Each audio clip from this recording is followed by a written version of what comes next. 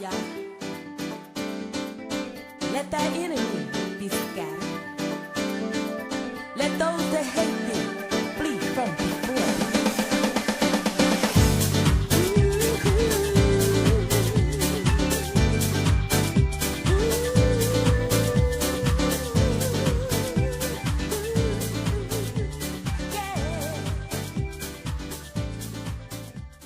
Okay, so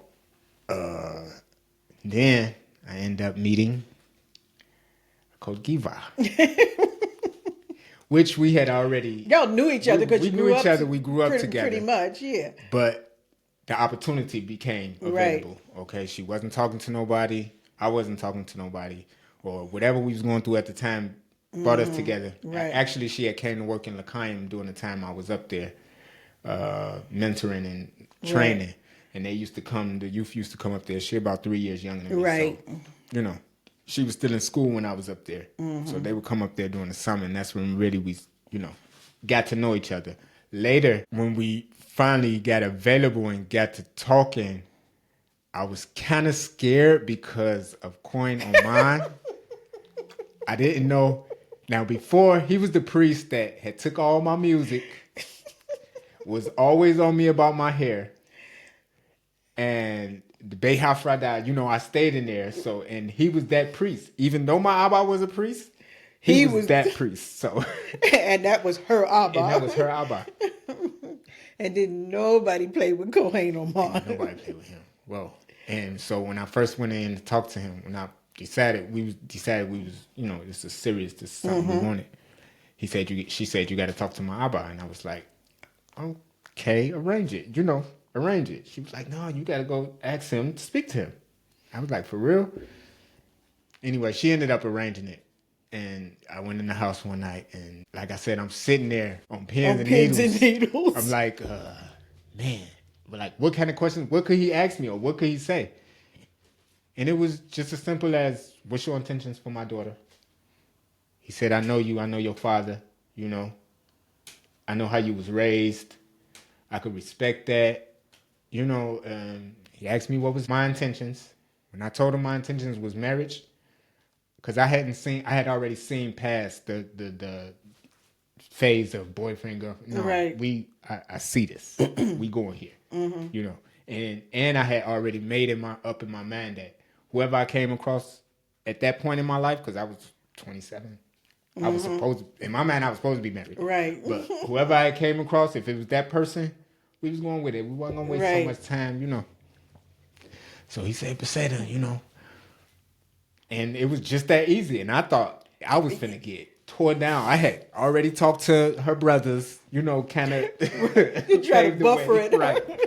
So that happened. Yeah, it's just like history. The greatest 20 years of my life. Y'all been married 20 years? 20 years, September 29th. Wow. Yeah. Wow. During that time, I was living in we was living in Iraq, my family. They had moved to Iraq instead of Dimona. We had moved to Dimona, but moved back. Anyway, they were staying in Iraq, and I was living there with them. And me and Giba started talking. And we still had the old school laws. My Abba, you know, went by kingdom guideline laws that was set, whether it was in the house or kingdom laws. I had my own room. She couldn't come in my room. Absolutely and if not. she did, the door was wide open. Absolutely. You know what I'm saying? No loud music in there because they had to hear everything that was going on. Absolutely. You know, I grew up with those laws. My father was the same way. Man, so and it wasn't no, you know, it wasn't no biggie. Like she understood. It wasn't like. Because it would have been the same thing in her house. Same thing in her house, you know, even though it wasn't no space in her house for me to go. But right. I sat on that front steps, or I sat right in that kitchen when I went to their house, you know. So it was always open. My Abba. And it's really good in a way because it keeps things from happening that can happen. Exactly. And it's just a reality. Exactly. You know what I'm saying? We young, hormones, things happen. When you old, hormones, things happen. So it's really safer, you know. So at this point, I got like 6 brothers and sisters, you know. Malkia is 12 years younger than me, so Right. 12 years over any of them. And Malcolm, Elihu, Barak, Ashera, Elianai, Halela. Right. Even in a ride, I still kept around. I always, like I said, I kept with a thought that I wanted to be a part of one of the ministries in the nation that we could help this generation. We could help. We had a lot of, ideas. We had a lot of experience, even being out here on jobs and so that was always my focus. So I went back to Cohane. I left after 2 years, the first 2 years. So you were up there for 2 years. I was up there Did for you 2 finish years. the bookkeeping course? I finished the bookkeeping course. Okay, yeah. I did go to a bookkeeping course. The first 2 years I was up there. I finished the bookkeeping course. And I started working more in that area in Cohane. I was helping out Baltimore with the books and the accounting and the bank. I was doing that running around. During that time, like I said, we got into the recommitted. We got to go on excursions. Well, the recommitted got to go on excursions. I wasn't chose to go on the excursions because Abba Gadol always said I had a business to run. So I was always, every time the trips came about, it was like my name was up there, but no, I need him at the restaurant. So what to do? I always took that role as this a business. It's got to be ran. I can't enjoy myself with everybody else. Right. But, okay. At the time, it was me and Malkia that was training to be management. Me and Korakida's Malkia. Okay, all right. We were in the same class. I forgot about we grew her. up, right. Both friends, real close. We were both up there training to do. So both of us, our names, both were on that list. Scratched off the list every time it was trip both time. of them. So he could have let one go, then the next time let the other one go, I thought so too, but I was like, okay. I never see South Africa or Ghana or wherever they was going. But and I actually never got to those parts. So with Oviedo Lome, did you ever get to travel internationally to do anything on that wise? No. It was always there for me, the opportunity, but it was always, you doing this. You got to work. You got to do this. Or I'm in school. Or, it was always those situations. Even when we got into CFF and started doing the EE, you didn't get to go on those. Picked, neither. Because either I was in Tel Aviv helping out to Rokokovati with the restaurant, or I was in school up there. It was something during that time, but I never got to. I was always in an elevated position in the recommitted where I was one of the seniors in the recommitted, so they ain't so much gonna choose you. They won't choose everybody else. Younger ones. You can get the work done here. So, wow. Yeah. That's life. I mean. So how did you get into with the Aguda Shitufi? Okay, now the Aguda came later. Okay. With me going to school for bookkeeping, I sense now that Abba already had this. Had that in the back of his mind, and that's what you were going. Because when the Aguda came about, or the Takanot came out, the bylaws for the Aguda came out, he immediately sent for me and Ahk Nataniel from Iraq. And our mission was to deal with the books. And I'm like, wow, how did you even think of me? Like, I had left that part for a minute. Right. After being in school, I left doing bookkeeping for a minute. But I mean, you finished and you got your certification. I finished a course. Okay. A certification for a level. Okay. I could have went on to another level at the time, but whatever came in the way, I didn't, and I kind of left it alone. But when I was called back, it was like, wow, I get back into it. So me and Ahk Nataniel, we jumped on it, jumped on the mission as far as putting the office together and learning what was needed, to actually do the job. So we got that together. We ended up getting the office together. It used to be, when they first got it, used to be over the warehouse Ben Kalaya had in the industrial area. It used to be a little room up there. We set that up for the office. There's a room upstairs? It was. I don't even know if they got the same warehouse. No, well, not the one that you was mentioning. okay, all right. The 'cause first one when Okay, Louvain, I didn't know about the first one. yeah, Okay. it had a spot up there, and we was going to use that spot. Okay, and then the Aguda, of course, everything. I don't think everything with the Aguda went as planned or as visualized as Right. we seen it. It could have. It could be a beautiful thing. Even when I went in and I met with a few people in the beginning to actually see how it was going to go or how it was supposed to function, the idea was beautiful. I didn't see how to pitch it to my peer and peers younger than me at the time because it was a lot involved with trying to tell me, give me all your money, Right. and let's do this. Right. Even now, we Right. had gotten so far away from it. That Right. was my point. Right. We had Yeah. gotten so far away from it. It was kind of hard trying to see how to. But I did come back. I did come, and try to tell them, look, y'all, if we do this, this could work. Right. But of course, Right. we are who we are. So, some And it things- went how it went. And it went how it went, and it's going how it's going. Right. But, the Aguda, that was an interesting pick for me too because I seen the vision of it. Like I said, I seen the vision of it and how it could go and how things. I went to kibbutzim. I lived on the moshav. Oh, okay. We lived next to a kibbutz. When I lived in Tiberias, we lived on the moshav. Okay. So I seen how they function. We lived next to a kibbutz, so we knew how they function, and it seemed like that was the way that we Right. could have functioned and worked, pretty good. But Things just didn't pan things out the way didn't that just pan out. So it had been hoped for. I kind of left that alone. Personally, they couldn't pay me. I had to leave a job to come and do a job. But you still had a family that you had to take care of. I just started a family, so I'm like, Yeah. I got responsibilities. Abba helped me in the beginning, but I knew it wasn't no flow, no Right. stream of money, so Right. it wasn't no thing about moving on.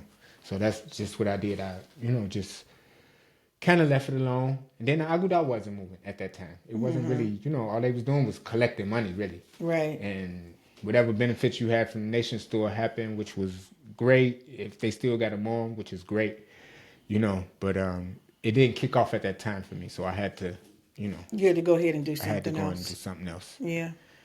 Got into raising a family, which is my lifetime joy. Your lifetime joy. You said got 5 married. children? I got married in 2005. Okay. After only a year of really courting or Mikodesh. Mikodesh, what they say. Mikodesh is only 70 Mikodesh days. is 70 days. Right. But we had only been really talking for a Right. year before, like I said, I had decided when I went to see her Abba, This what I Kadima. like to do. This is it. Her Ima said that I agree, So, I got married in 2005. Giba got pregnant and we had a baby. The first baby passed away after 3 weeks. Oh, I didn't know that. Yeah, it was a son. It was a boy. Passed away after 3 weeks. And at the time, Giba was still going to school because she was going to school before they had sent her to Ahk up north. Her and some other girls, Ahuda and Tarshish, to go to school to be teachers. So at the time, she was finishing her schooling, but she had moved everything to Beersheba after we got married. Okay. So, I guess the stress and the first time and everything, got into it, and that was part of the problem because he was premature and, didn't survive. So that was kind of a hit for us. But, definitely. Young couple knew that's different. Yeah, but we bounced back, Yeah. The next year, we ended up having my first daughter, Bacooriyah, who's now 18, finna go in the army. Wow, that's another story. Well, that's a question that I have on here. We're going to get to that. Yeah, life's been life. Wow. So normally at this point, I do the trivia questions, but Your life is so interesting, and I have so many more questions. I ahead. almost just want to skip the trivia questions. Go ahead. I'm free. I booked my afternoon For with a me, couple- so yeah. So I wanted to. I definitely, talking about the whole financial thing. How do you see a way? Because we like you were saying, there was a vision, there was a dream. It didn't go the way that it had been anticipated, and as a people, we are very much going in different directions. Do you see a way, or do you envision some way where we could collectively, for the good of the whole, do something? That's a very good question. We get asked that all the time. Well, we had them kind of conversations almost every Yom Shishi with a group of brothers. So you're still in with the Agudah then? No, I'm not dealing but with just that. a group of brothers A that group come of brothers, together. my peer Your brothers peer. who know that if we had to have it, we would come up with it. I really think that it could work. That's either. I done investigated several ways that it can work. We can put all things in the pot and everybody get from, which is really hard to do right now because you got everybody dispersed, Right. Or we can put something towards a pot With a specific with goal. a specific goal. And I think that we had that before at some point in the community, but we lost it. And because we lost it, it's so hard to get back. And it's not going to take 100 of us. I mean, it don't need 100 of us. It needs 10 of us probably to start with that model, that example, to show us how to get back into it. Right. Because you need some successes. we need some success. When you see a success, people are more inclined, to go ahead, and buy try into it. Right, Yes. right. And try it. Because that element of trust is restored. Right now, there's a large gap of trust. trust. Just Who's gonna have the falling. money? How they gonna get the money out? Is it gonna get wasted? Those are, and they're legitimate concerns. And that's exactly one of the main problems. It's the trust issue. We Yeah. talk about this all the time. Like I said on regular conversations, the trust factor. Right. If we could just trust I 10 think people at a time. 10 to- people with something small, With and you something have a small. small success, and then you take that and you get a bigger success, and you continue to build upon that. But you got to get those successes. We got to get those successes. Take, for instance, the Brotherhood. Okay, you got the Jerusalem Brotherhood. Whatever funds we supposed to pay or wherever the funds come from for the kitty, the treasury. Me as a brother, I don't know what's being done with them. Maybe somebody do. I don't. I don't know what are they being invested? I mean, let me take that back. I specifically know because I have a friend that's on that board.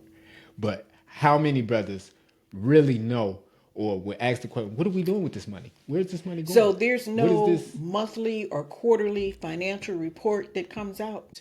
I don't want to speak too loud because not that I know of, but then again, I'm not the kind of person that participates in everything at this point. Okay. Oh, so yeah, I'm clear. I wouldn't know. Yeah. But because, like I said, because I have a friend that's right there, and I know what kind of stuff he does with money, Right.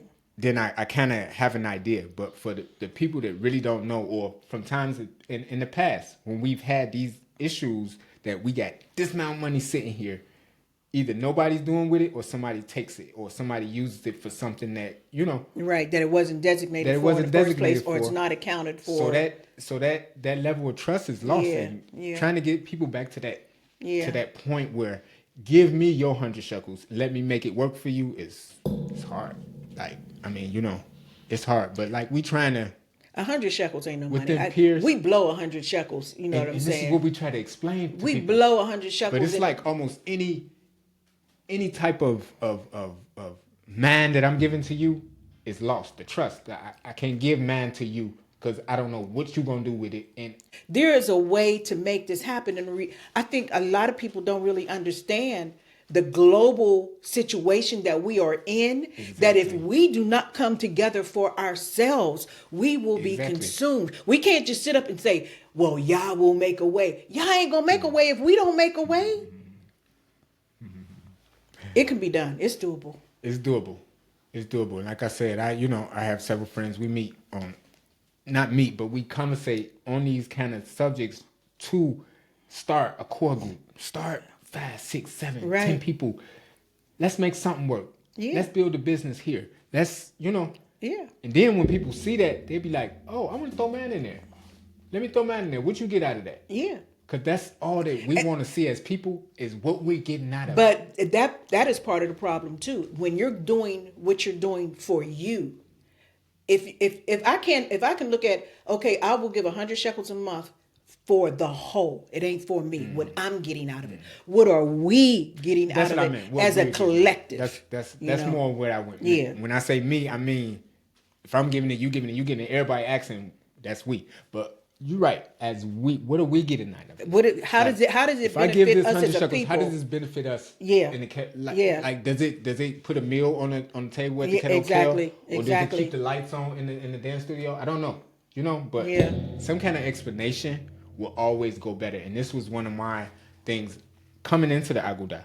I would always speak to my imam and speak to some of the administrators about being forward with the people. Yeah, you have to be transparent. You got to be transparent. You have to be transparent. You're going to trust you not with what you say, not with their money, nothing else.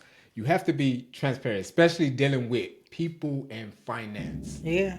People and what they call theirs, finance. You got to be transparent across the board about everything, So I pray that y'all continue to talk. And that's one of the reasons that I wanted to talk to you, because your name has come up as one of those sons these are things that you all talk about and try to make happen. So definitely, y'all got my support 1,000%. Toda. So I'm the kind of person, like I was saying, I'm not so, I don't participate in a lot of stuff. That was personal choice too. Yeah. Yeah, and I understand. Just like some of us have, things that we've been going through in life that we just got to a certain point where it's like I must speak. I just want to live. Yeah. At this point. I just want to live. And me especially if you don't see things moving, right. So me personally, you could put this in or not. But me personally, I see the community too much involved in the spirituality and not even so much spirituality, this religion thought or mentality and politics rather than a community.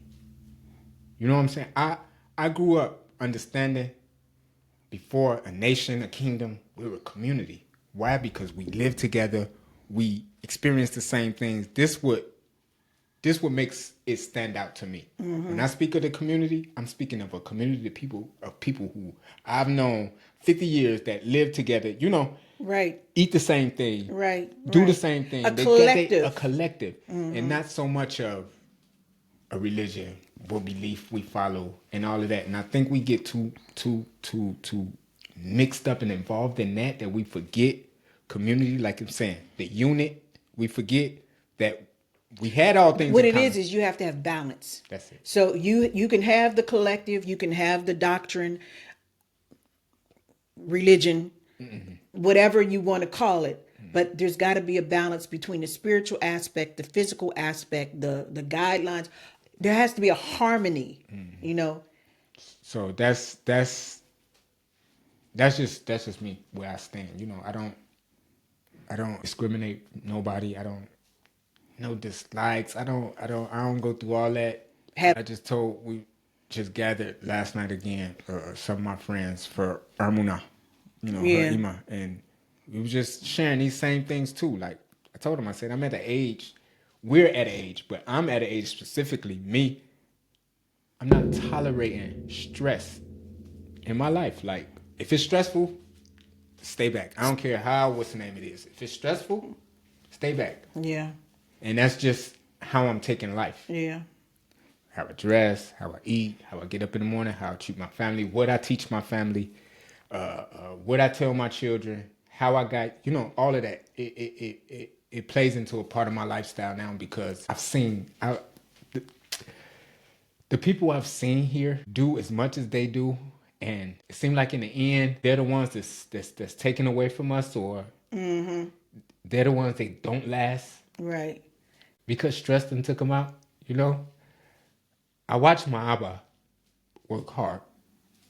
Like I said, we never missed a meal. We never all of that, and I literally watched him get up out of his sick bed at times because people came to him and was like, "Oh, you didn't turn in this, or you didn't, or this was expected, that was expected."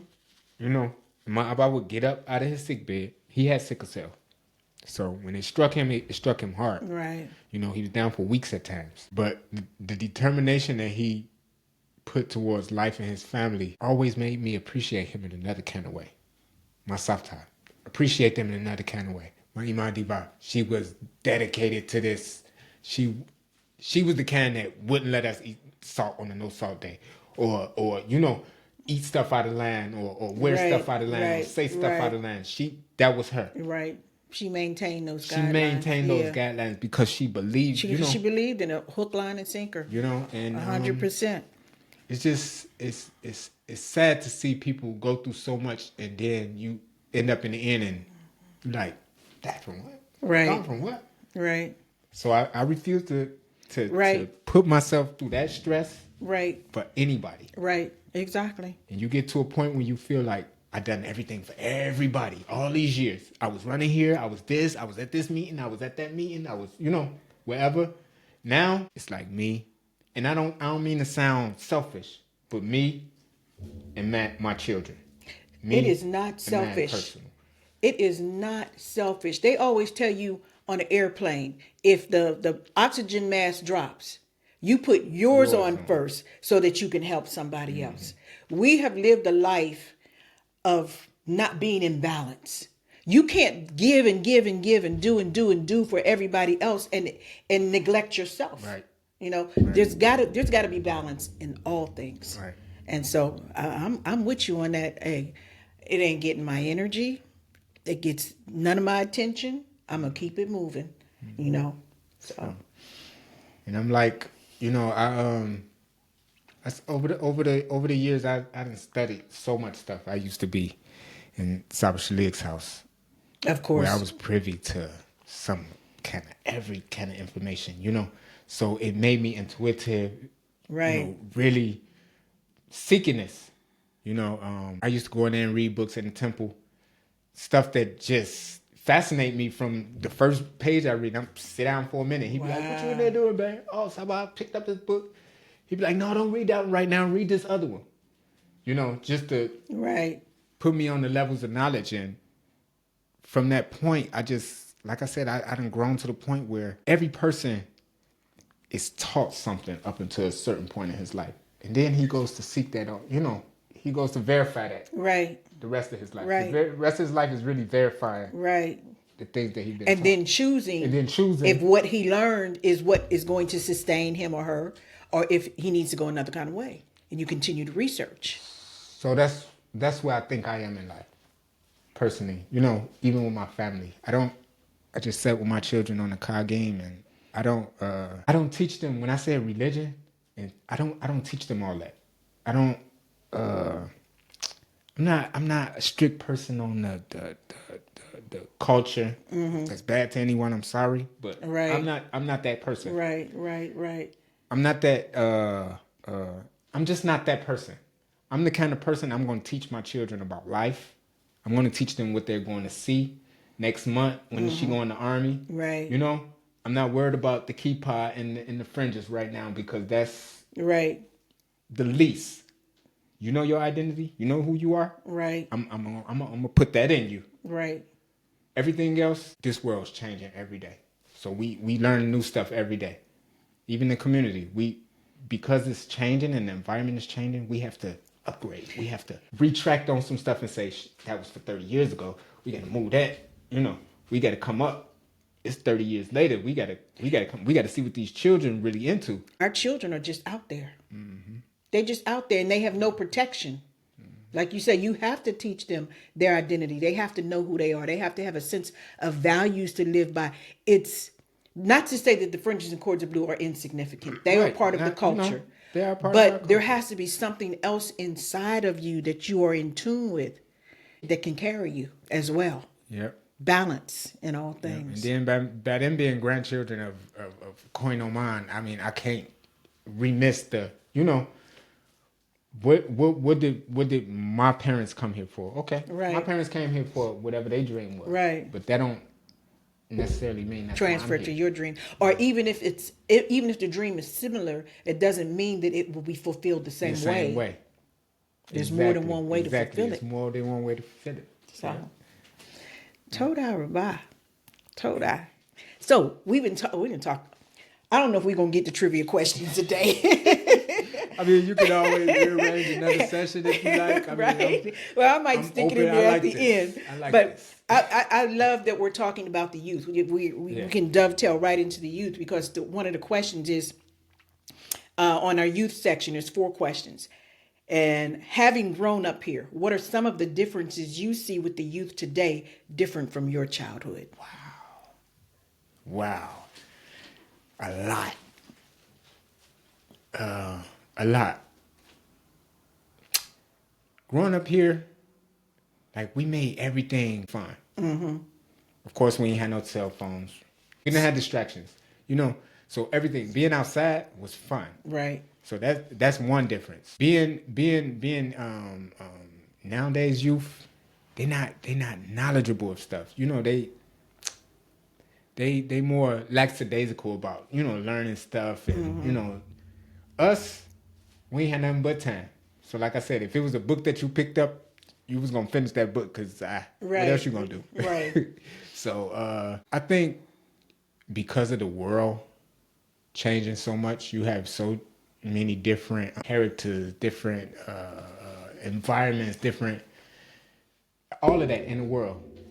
You got homos and straights and LGBTQ and trans and you got don't know and you got all these different people. Now we mixed into society more than we were when I was a kid. You all were protected in a cocoon a certain kind of way. So certain things to us was definitely taboo. Right. Today, it's more open. Yeah. I mean, I think a lot of that behavior is really picked up, right. in that manner. Me growing up, some of the stuff that I was sitting telling my daughter some of the stuff that we couldn't do or that we did back in the day. She was like, "What?" I was like, "Yeah." One of the guidelines was we couldn't, as youth, we couldn't leave off the kifar boy and girl. Right. Y'all had to sneak off we had good directions and then meet somewhere. Somewhere. That's how it was, and it was to keep. And I explained to her, right? What was happening at the time and what we was trying to keep away. Right. But today it's like random. I remember walking up to one of my friends after school. I had to be in about 12th grade. I think we was finishing school that year. But I seen one of my friends after we walked out of the school. And the thing had become, like with close friends, was at least the hug, Right. Girl, you hug her. Said that. That was okay. I walked out and I hugged her. And you got in trouble. Never forget. Skinny Yoyada. Her soul, rest in peace. Screamed from across Battle Rock. Bang, what are you doing? And I looked around like, I don't know what did I do? You don't have your hand around that sister like that? I was like, oh, man, okay, so. And you did it in the middle of the kifar. Right in front of Hagibor house. Like I said, we coming on the kifar. Right. She's standing in front of the rock. But those type of things, like, we couldn't even go to the Americas until you got a certain age. Right. It's just so much stuff because of the environment we grew up in. Right. I don't know how many fights they get into now, but like I was telling somebody, y'all used to fight a lot? Oh, we got into fights a whole lot. It just never got to the point where, because the Israelis that grew up in our time knew that if they came to the kifar to try to, we got to meet. You talking about fights like with Israelis? With Israelis. Oh, okay, all right. No, we got in fights too. Between ourselves. Between ourselves, but it wasn't never over no. It was over dumb little stuff. The stuff that they get in fights to today, or they fight about today, is dumb, but it's like you shouldn't even been doing that anyway. Like, right. you didn't get taught not to do that anyway. We would get in fights over dumb stuff like somebody talking to somebody else's girlfriend, or I think that's been somebody since, snatching since somebody's biblical food, times. some stuff like yeah, that. something dumb stuff like that. Yeah, we would get in fights with Israelis, and I don't know how much they do it. I know they do it today, but now it's a whole lot more dangerous. Yeah, it was never violent. It was never no weapons, no. Yeah, but now it's a lot more dangerous.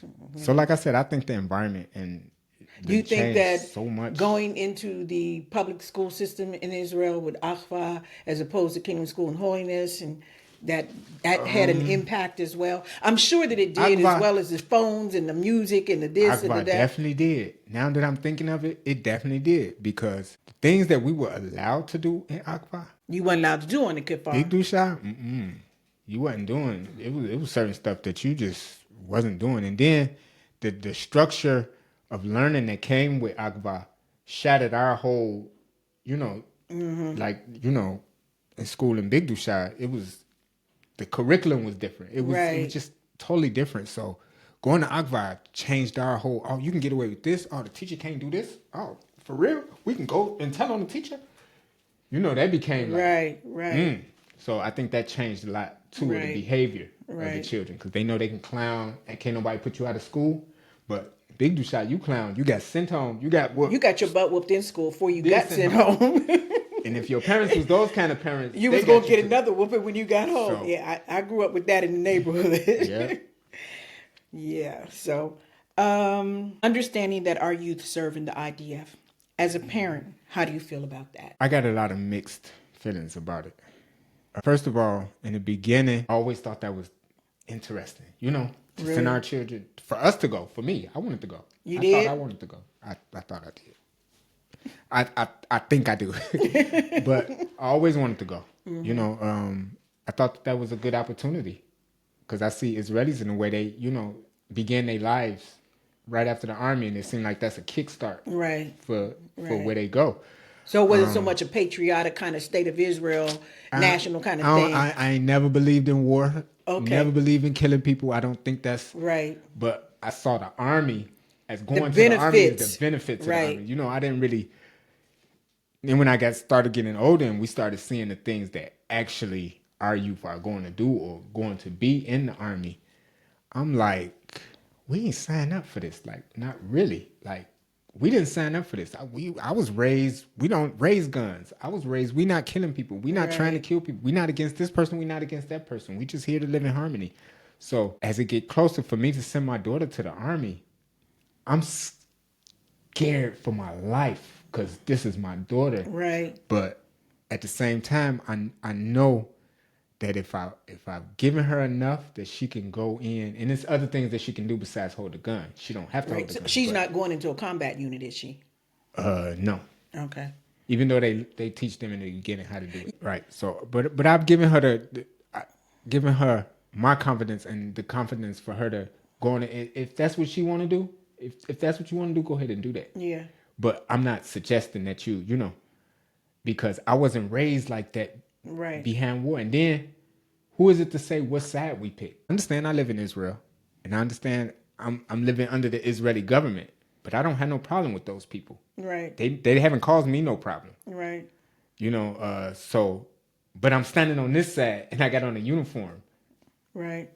It's, you see what I'm saying? So my feelings are confusing, but I think that is, on one hand, is something that could have helped and could help enhance our being a community in the country. And on the other hand, I feel like it destroyed what we had as a community, First of all, the belief system of war and what we go into the army for. It's and I think this last 2 years has really brought it home a whole lot more, because being in an active war situation, yes, and losing so many people, not even just people from our community, but our children And our grandchildren have Israeli friends. They with these people now every You know. day. I mean, they have friends, and they and it impacts us. And then as mothers, and you're seeing every day, every other day, and it became a lot. right. So I mean, and just dealing with, like I said, the facts that we were raised Yeah. with the thought and the notion that, first of all, by the year 2000, all this was supposed to be over. But, Right. Well, 25 years later. 25 years later, we dealing with it.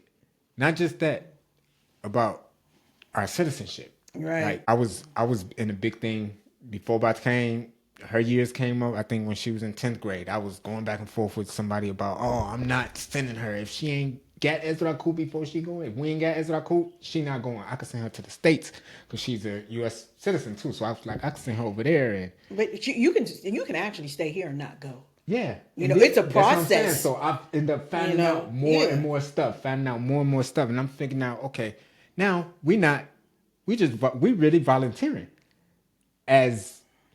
we're not volunteering. We started as volunteers. Now it's mandatory. But even with it being mandatory, there are ways you can get out of going if you don't want to go. Mm-hmm. It is a process. You might have to serve a little time in jail, but if you feel that strongly about it, you know what I'm saying? Mm-hmm. They just had some youth in Tel Aviv that burned their papers because they refused to go. Israelis. You didn't see that on the news? Oh yeah. This was maybe 2 months ago. So see this? Oh, I heard of that. Okay, yeah. I know what you're talking about. Yeah, I know what you're talking about. So this is stuff I'm learning on the road to right. getting there. I was opposed to her going. I was like, I'm gonna do everything, to make sure that she don't go in the army without her Ezra Hoop. Right. But like I said, now I'm like, we ain't had it in 50 years. So do we really need it? Like, is it really? I just don't like the fact that it was promised. Yeah, or it was said it was going to be given, and then it was reneged. It was reneged because that kind of stuff. Yeah, like for real. I didn't renege on going to the army. We didn't renege on sending our kids. Right. We wait until they get 18 to send them to your army. Yeah. Whatever agreement was made. But basically, that's my feelings on the IDF. Like, I feel it's a good opportunity, but on one hand, it destroyed us as a community because of our belief system, and then what the environment out there have bought in to our community and caused. Some of it good, some of it bad. Not. Yep. How do you envision our youth continuing to build on the foundation that has been laid? What advice would you give them? What 3 things do you want most for them? I see our youth, some of them are really striving to preserve what they've grown into here. Okay.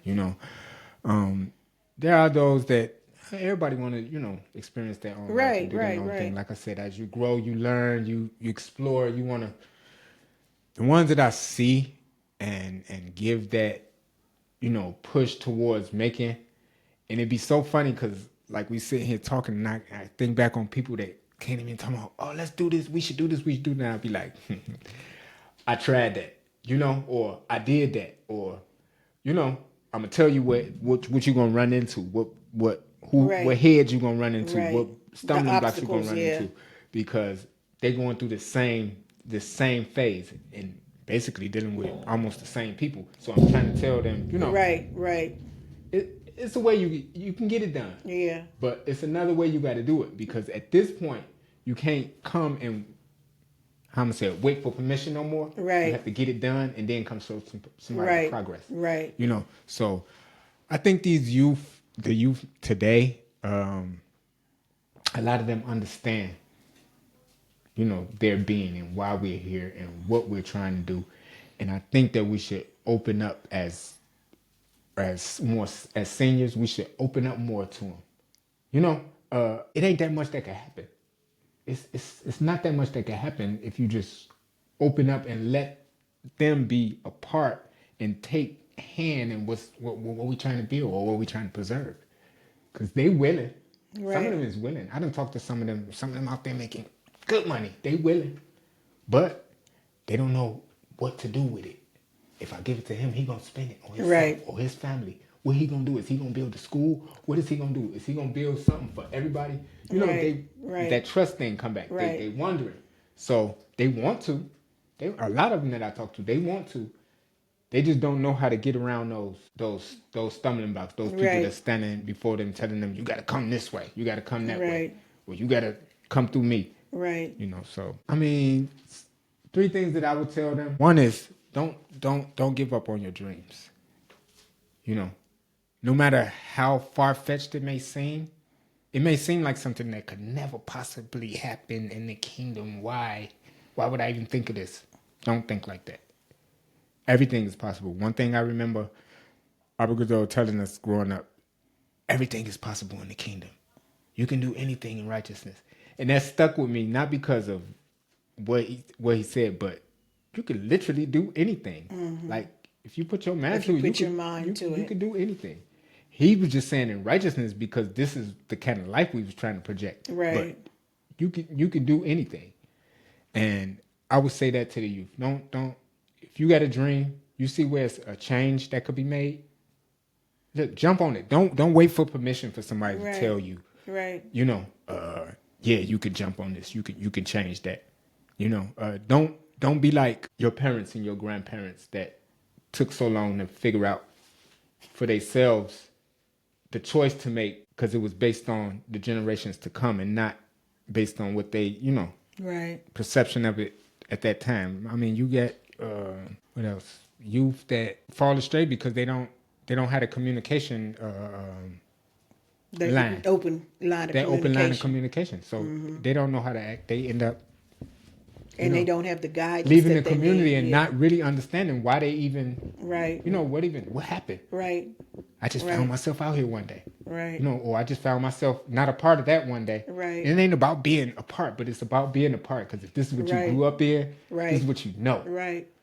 You know, like I said, follow your dreams. Don't let nobody back you down from that. Let's keep finding ways as youth, because I think as youth, you got more time and you have more, how could I say it, knowledge now to put these things together. Or at least access to it. Like I said, it's different now. Everything pops up on the phone now. Yeah. You can.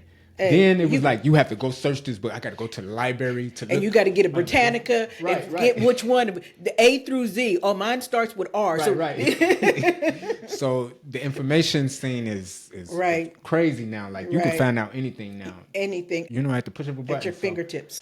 I would suggest that, like I said, the youth try to get this communal lifestyle back that we had going at once, that we partially got going now. But in a full-time throttle, it's going to take the younger generations. You know, I could do it. I could do it with 10 of my friends, but it's only going to be 10 of us. You know, but if it's 50 of them, and all of them thinking like they didn't came up in the same, you know, it's more that could be done. And it's longer, you know, we got more time to do it. Right. They're younger. We got more time to do it. I'm still calling myself young. I'm still saying how much I got. You know, when you said 47 and people ask me how old I am, I'll be like, 47. They be like, man, you 50. like not 50 yet, but dang, 3 years I will be there. But I don't feel that. Right. I don't feel that. Not physically. Definitely not physically. Hopefully it don't start. Well, I'm 70. And I started a podcast. And I'm learning how to use TikTok and Instagram. That's what I'm talking about. So you got time, baby. You still young.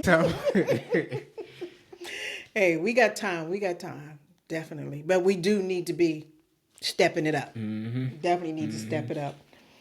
Okay, so that pretty much covered the youth. I'm going to go ahead and give you the trivia questions. Then we're going to go to the last section, which is the closeout questions. Okay, so these little trivia questions, it's 4 categories. Favorites, were you there, fill in the blank, and your personal thoughts. So pick 5 different cards. Don't look at them, though. Give them to me. And then I'll read them to you. How many? 5. Each color is a different category. Give me one more. Okay, so I'll read. And the reason you can't read them is because the answers are on there, like the fill in the blanks. Oh, okay. So you would know the answer. So fill in the blank. Oh, we had this one the other day. Who was the first brother that sold ice cream in Ahk Nataniel and have Motzai Shabbat snacks and movies on the kifar? Every Motzai Shabbat, he would have sisters in there in Karaoke making up food. He'd have sandwiches. He would have the Motzai Shabbat movies. Oh man. Me personally, that I could remember, I can only remember. I could remember far back as Ahk Boaz. But Okay, I don't remember him with the Salah. Glida. I don't remember him with Glida, so I couldn't put his name there. This person planned the trips every year, every summer. Oh, this is Moray? Moray Ori. Oh, what? Moray Ori. I definitely remember him with the ice cream. He sold ice cream down in the Shikun. He sold ice cream down in the yes. Oh, and see, that was I'm learning new stuff. Yeah.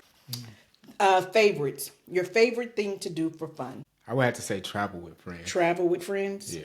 Okay. Have you done any international travel? Yeah. Okay. Yeah. Some of the places you've traveled to. I've been to the States. I've been to the Caribbean islands. I went on a cruise. Okay. You went on a to a cruise. few of them. I ain't gonna say all of them. Okay. Went to a few of them. You did the cruise from out of the U.S. Yeah. Me, Paul TL, Sarah, Nitzana, and Zoharit. Okay. All of us and our partners. We did a cruise back in 2013. That was beautiful. We came from there, went from Florida, went to Florida, from Florida to the Caribbean, back to Atlanta, then went from Atlanta to Jamaica, stayed there for a week, then came back, went through the States, Texas, a few places in the States, came back. Wow. Then to London. I've been to Any of the places on the continent of Africa? unfortunately, Not yet. only Egypt. Oh, you went to Egypt? I was real young when I went to Egypt. I think I missed that story back in I was real young, so I didn't know pictures, nothing. Like, Right. I just remembered I was there. Okay. I haven't been to the continent yet. That's on my your bucket list. Okay, so on your bucket I got list. at least 4 places in Africa that I have to go. Kenya, Ghana, I'm South supposed to be Africa. going in December. Ghana, South Africa, Kenya, and Egypt. Egypt, I've been, like I said, I've been to Egypt and Liberia. Okay. So I've been to Malta. I've been to a few European countries. Just Okay. trips, me and my wife. those little short jump outs and Yep. come on back. Yep. Okay, this one you already answered. Your personal thoughts on the effects of public education versus communal education. We already talked about that. Okay. Were you there for the Gulf War? August 1990 through February 28th, my birthday, 1991. Yep, I remember when it stopped on your birthday because for some reason, you and Ms. Rocky's birthday is the same day, right? Yep. For some reason, we celebrated that day or something was happening that day. But I remember y'all birthday. Me, Bizarraki, and Nasi Garodo. Yeah. And there's somebody else that has a birthday that day. I don't remember who.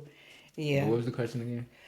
Were you there? It's Yeah. the Gulf War. So I was the definitely gas there. mask and the safe rooms and running when the siren went off. Definitely there. Lived up at Tuel Zari's house where he live at now. Yep. Do you think that was scarier then than this last time of us going into the safe rooms? This last 2-year period? I think it was because we were expecting chemicals. We heard that we was expecting chemicals, and everything that we had to do was, not that we even knew what a safe room looked like. Right. I mean, a real mamad in the house. Right, We right. didn't even know what one looked like, but we was doing the best that we could do with these Right. rooms and this tape and stuff that we was really, I think it was scarier then. And then the children had to be in these little tents. Yeah. That was scary because my sister would be screaming and hollering in this tent. We couldn't take her out. And you had those gas They had masks those on. gas mask on, and it was just, I think it was more intense during the Gulf War. This past time for me was scarier. Yeah. It really was. I think back then I was still so caught up in the God will provide and protect mindset that it wasn't as frightening as this time around that, this is real, and because it was on, there were so many IDF soldiers being killed, I could get that from that really, because I can understand that. We was children. yeah.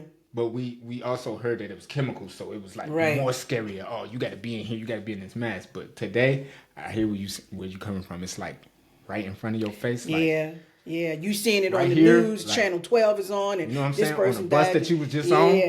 You on the bus, and you got to jump off the bus, Right. and then you looking up in the sky and watching this stuff come. You know, standing in front of the building and watch. I can understand. Okay, fill in the blank. In what year was the first Yom Kareem celebrated?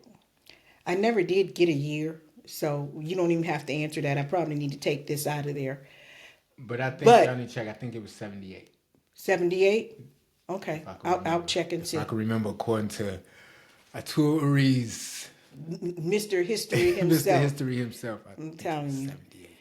But who is it celebrated in honor of? I know you know that. Yom Kareem? Yeah. Nasi Gabriel. Yes. Prince of Gabriel.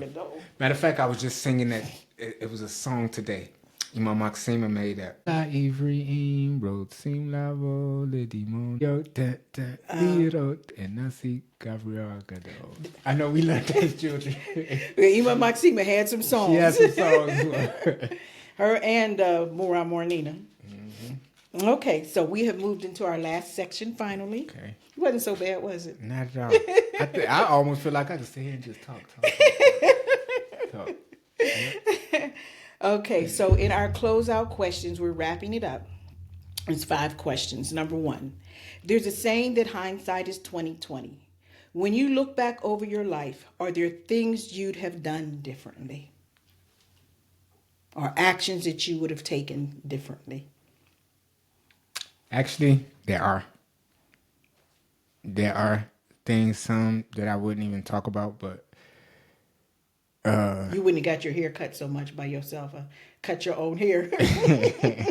No, I probably would have kept doing that. That's definitely not one of the things. that was a non-negotiable. I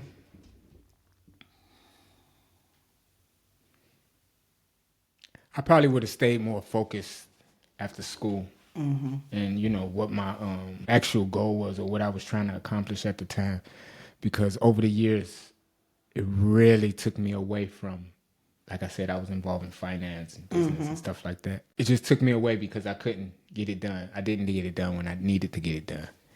And now that I want it done, it's harder for me, right, you know, to get it done because of everything else that's in my life. So there are other priorities now. there are other priorities in my life. 6 of them. And I just want to say in closing, you know, during the last 10 years, I've lost 3 parents. Yeah. Lost my abba, you know, to a long, they call it a life battle, a life disease, you know, whatever it was. I don't think it was that, but that's what it ended up being. Lost my Sapta, Imadiva, a few years ago, which was like, she was like a second mother to me. You know, that mother that kicked in, like you said, guidelines, Right. everything. She was that person for me, you know. Right. And then eventually my Sapta, which she lived her life fully, like 105 years, you know. Wow, yes. Could nobody ask for more, Right. you know, especially of the kind of person she was. So all those made drastic changes in my life. After each one, I had things that I've actually seen, you know, and felt change. Thought patterns, you know, actions, all of that. So that's just a part of, that's a part of my story too. Right. You know, because I came here with my abba and my sapta. Those were the only 2 people that I swore to stay around, or I promised myself that I would stay around for. You know, I made the choice. Right. And I feel my choice at this point. I'm 47. I feel I made a great choice. You know, I could have been somewhere else. I could have done some other things, but I think I made a pretty good choice. I think you did too. You know, to stick around. And I don't know what the future gonna bring. I don't know, you know, if I'm gonna be around here for all my life. I'm gonna forever be a part of this community, because this is something that I helped build. Right. I feel that I helped build. But And that's know, why I have you physically, telling your story, because you did help build yeah, it. I don't physically think I'll be, you know, around here until, but my my everything is a part of the community. Right. And when I was saying, like I was saying earlier, part of the community part of it. Not so much. I'm not the religious type. I ain't trying to go there. And I don't want to fuss with nobody about my beliefs or what I believe. Right. So I don't want to go there. But a part of the community, I will always be. You know, I'm saying I want to help the infrastructure. I want to help change the youth in the thought patterns that they're going through. I want to help change the financial situation that we in, the living situations that we in. I want to be a part of that, but as a community, and not so much as a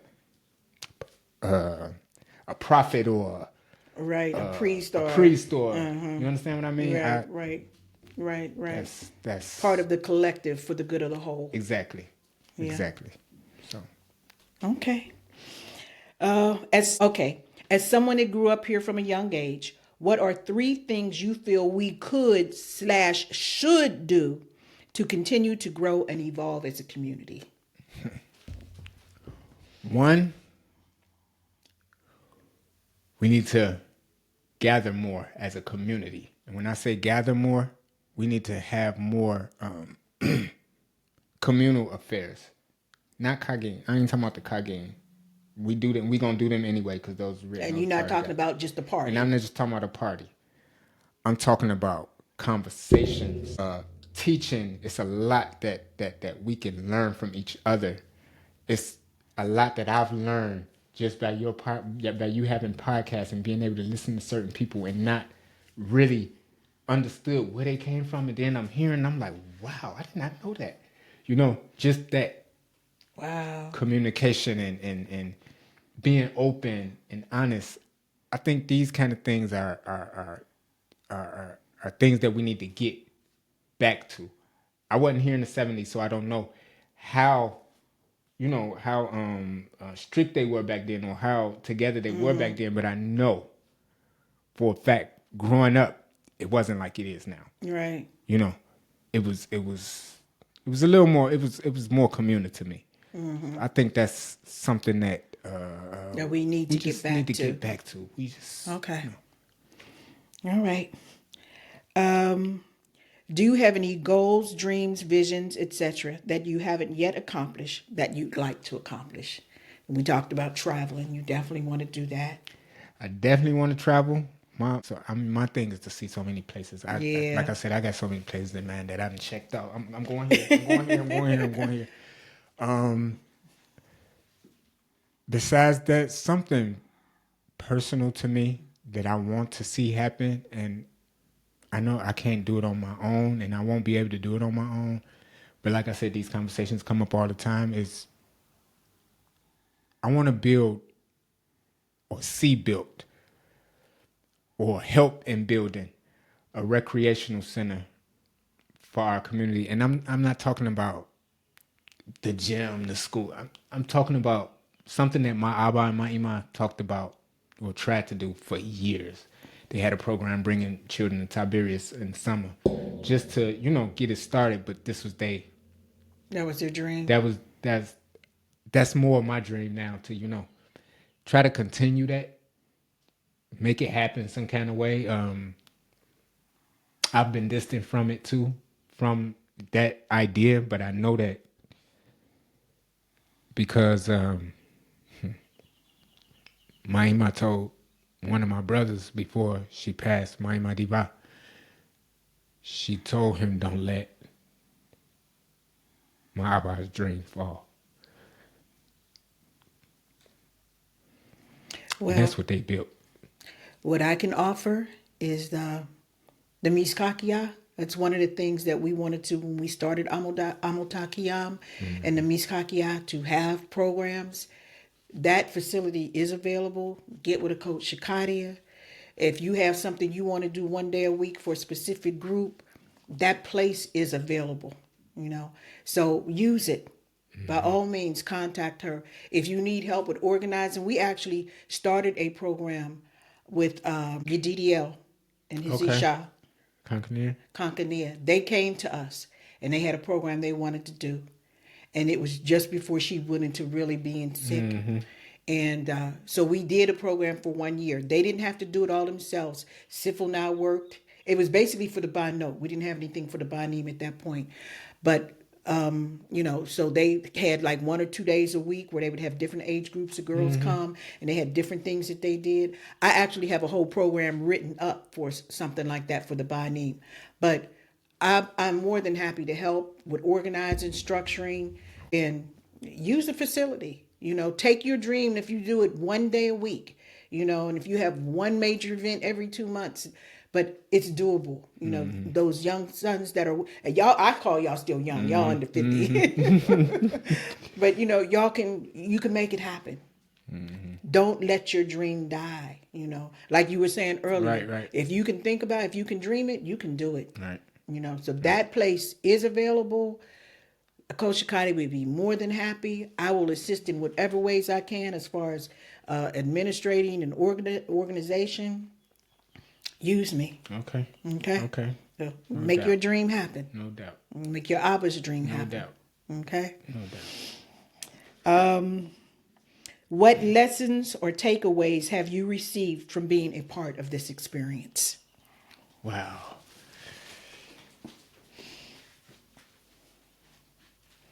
Lessons. One lesson I learned in life is, being proud of who I am.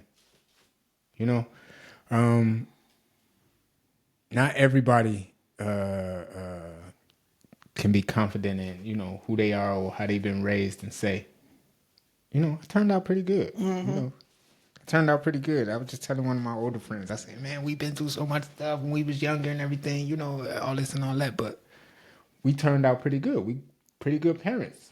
So why can't we just, pass this on to our children and just keep going? I mean, we missing the little things, how we was hungry, we was this, we was that, but we turned out pretty good. Right. So, but life has its challenges. Nobody's going to go through life without a challenge. I don't care if you got millions of dollars. There's still challenges. That's why I say you don't let stuff break you down. You don't let stuff tear your dream away because, some stumbling blocks come in.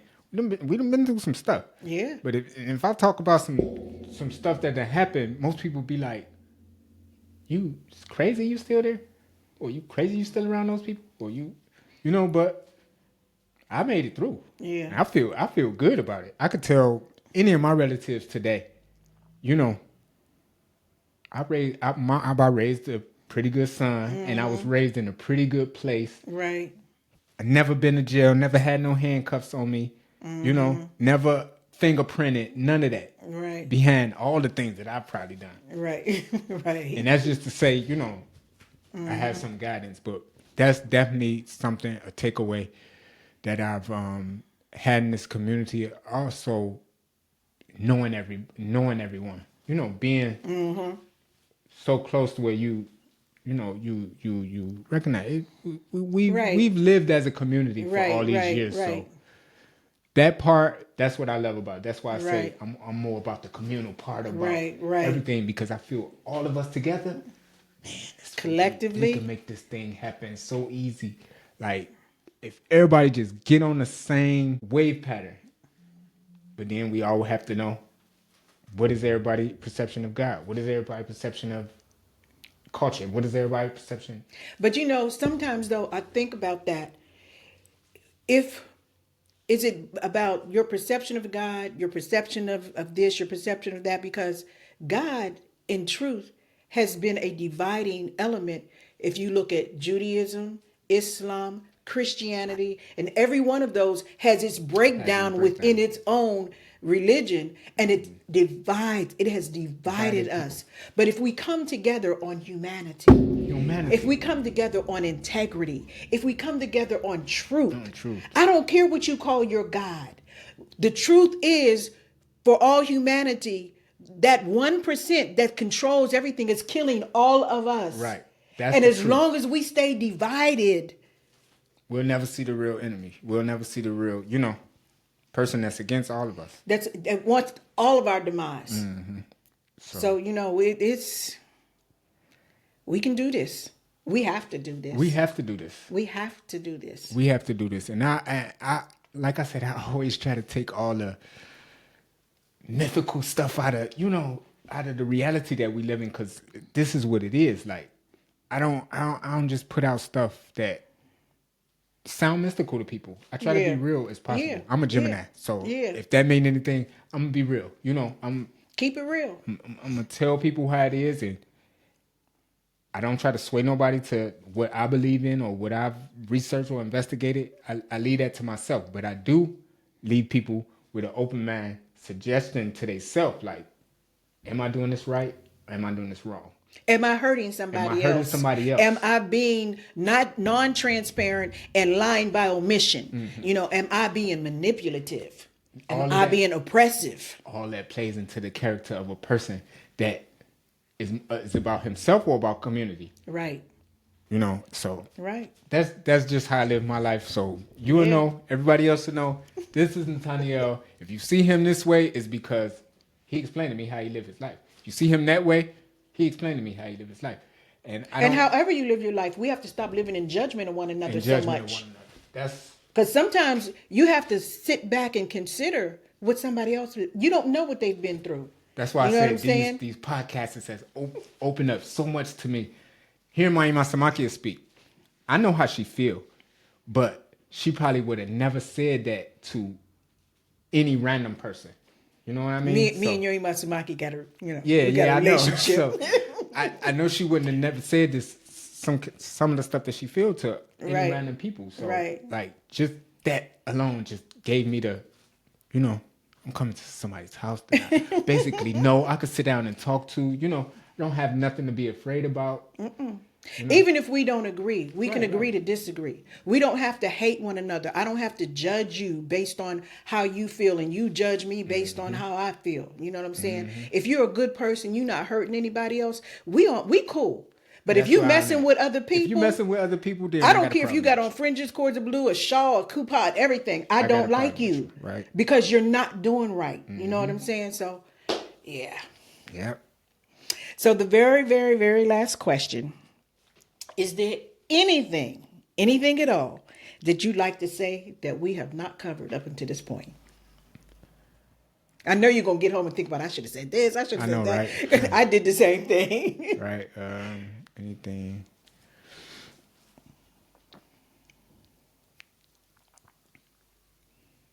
For us to just all, stay focused on this unity thing that I'm talking about, this community thing that I'm talking about. Because, for one, like I keep saying, alone, you could probably be successful. You alone. But it's only you. It's only you. But together, everybody could make it. Like, we all could be living in big houses or at a lake or whatever if we just, stick together. And I'm talking about on everything. I'm not talking about just on money. I'm talking about the way of thinking, the doctrine, the guidelines, whatever it is. If we all just come together and realize, okay, this is something all of us need to agree on.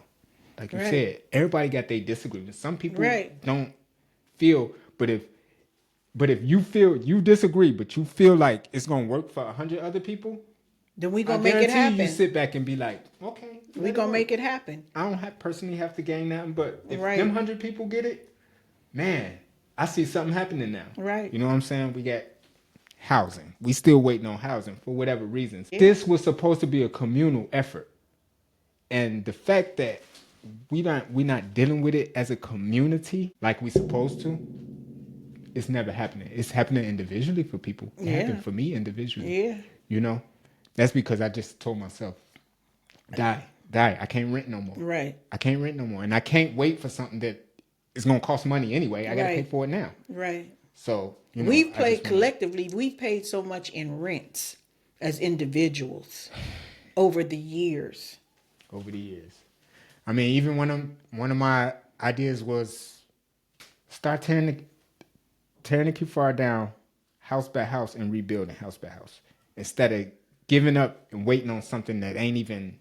We would have to tear down the whole kifar and totally gut the plumbing system. Yeah, you're probably right. You're probably That's right. first and foremost. Because when I lived on the kifar, every Shabbat, the pipes The would water be pressure busted. low and Yep, and the pipe. pressure's low, or the pipes is busted, and the brothers is out there on the Shabbat trying to dig up. Yeah, those And were times. replacing a little piece here and replacing, and we got to gut that whole thing and take all of that out. Yeah, so. And last thing is just, I appreciate what you're doing. First of all, I think this should be kept up, and I don't know what levels you could take it to, but take it to the next level. You know what I'm saying? Take it to where, I don't know, but whatever. Well, one of the things I do want to do, that first of all, I have so many people, and I have to keep saying this. I'm saddened by the number of people that will not share their story, will not share their journeys. You know, I asked one sister, they're not willing to. Some people are like I asked one sister the other day, I was like, so what is it that you think inhibits so many people? And she said, well, for one, judgment. If you tell your story and then other people judge you, and you have to live with that, you know. Some people have said, well, I'm private. So I don't really want to, you know, I'm not a camera person. I'm camera shy, you know. But this is, you know, I don't even know I'm on camera because we sitting having a conversation, you know. And if you come in the evening, you want to have a glass of wine, we could have some wine, we could have some tea, you know. We chit chat, you know. This, you know. Then some people are like, well, I want to be able to call names because I need to call names, but we don't have to call names, and you can still tell your story, tell your piece of the puzzle, tell what your life has been, because we see one another, but we don't really know each other's stories. Yeah. And you get another sense of love for somebody when you hear their story, you know, another sense of respect. Yeah, exactly. I done had to tell several people in a couple of peers above me, like Mishadan, Codena's Bang, Avia from Murad, Ezrakia. I just had to tell them in the last year or two how much it meant to me growing up behind them, because they were kind of examples for me. Right. You know, we never said that to them. Right. And we never could say certain stuff to them. I mean, you know, about them, because as far as everybody else in the community, they wasn't doing so. But to us, they were, you know. Right. They were an inspiration. They were an inspiration. So me telling them that, they just got so touched because they never heard it. Yeah. Especially coming from, I'm grown just like you. I got children just like you. But now I can come to you and tell you, dude, I looked up to you when I was, you know. Right. This all I wanted to be. I want to be like you. I want to work like you. I want to have the clothes like you. You know, whatever it was, I was looking at y'all. You know, so. You talking about a Cohane Israeli? Yeah. So I knew him when he was a little boy. We lived in the Nation House in D.C. Oh, what? Him and Atidia. Yeah. Oh, yeah. I remember him from Baltimore, too. Him and my abba used to be real close. They went to school together. But, like, you know, all of them, I had no idea I had that much respect for them until I got older and was able to see, man, I was really looking up to you. Like, I was watching you, seeing what you was doing. And now I'm doing some of the same stuff. Well, I done been through some of the same stuff.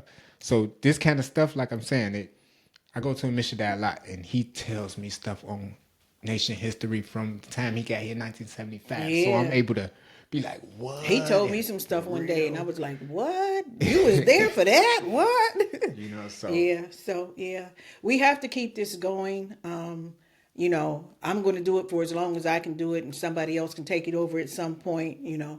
Once I get some more microphones, I want to start doing specific events. Like, we'll have a whole room of people that's talking about the day of the show of strength. Yeah. Some, you know, different things that have taken place. Like, I want to do every ministry. I want more Asmakia and More Ori and the new teachers to sit down and talk about the ministry of dedication.